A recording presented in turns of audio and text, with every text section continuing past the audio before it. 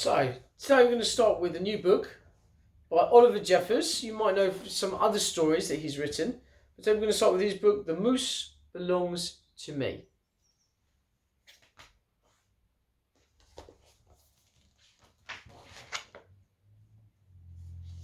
Wilfred owned a moose.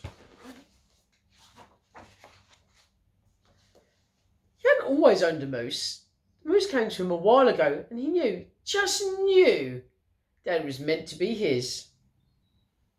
Label on there, Marcel.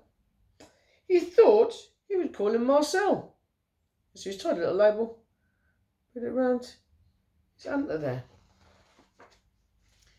He began following Marcel, explaining the rules of how to be a good pet. What you think rule number 3 is up there.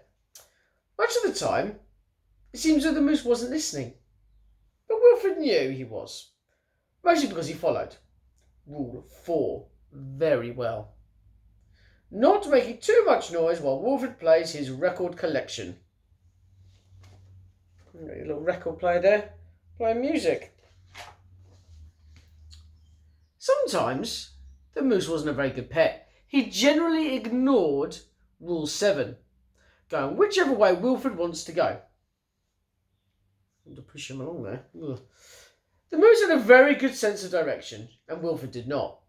And because the moose was particularly poor on Rule 7, Section B, maintaining a certain proximity to home, Wilfred quickly learned to bring some string along on their outings so he could find his way back again. Now, proximity means distance, okay, to keep a certain distance to home. Sometimes the moose was an excellent pet. He had no trouble with Rule 11, providing shelter from rain. Oh, Wilfred, why are they under him there? And Rule 16, knocking down things that are out of Wilfred's reach.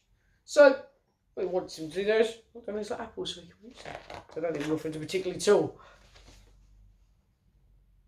Okay, in the little barrel there, going across the sea. One day, as Wilfred discussed their plans for the coming year on a particularly long walk, he made a terrible discovery. Someone else thought they owned the moose. Rodrigo, you're back! Wilfred was dumbstruck. This moose was Marcel, not Rodrigo. The old lady was mistaken, and Wilfred thought it only proper that he correct her. This moose belongs to me, he explained. And to prove it, he called Marcel ill. But the moose did not respond. He seemed more interested in the old lady. Good Rodrigo. Embarrassed and enraged, Wilfred rushed off for home. But in his haste, and miles away from anywhere, he tripped over his string and got tangled up. And there he lay. Wilfred was beginning to get a little bit worried. It was past his home time now, and monsters would be out soon. He had just ruled out the last of his options. Some of those different options there. We'll come back to those a little bit later. When along came the moose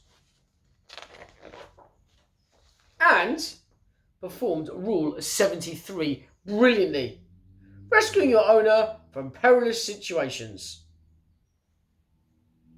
It's helped him out.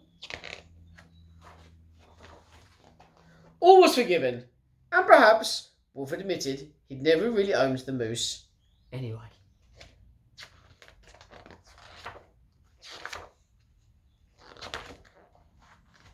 With that in mind, he and the moose reached a compromise. The moose would agree to all of Wilfred's rules. Whenever it suited him.